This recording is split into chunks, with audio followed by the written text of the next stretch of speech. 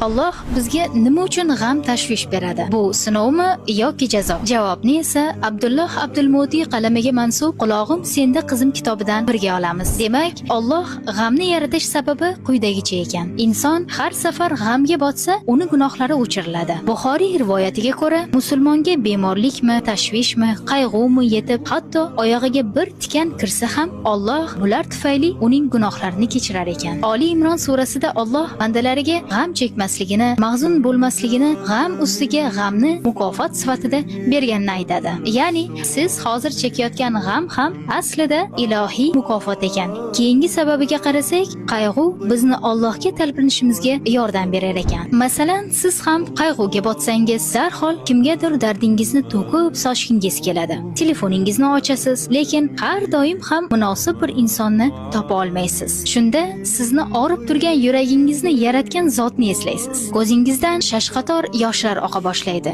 Siz unga tavba qilasiz va unga yanada talpinasiz. Shu yerda tugatishga majburman.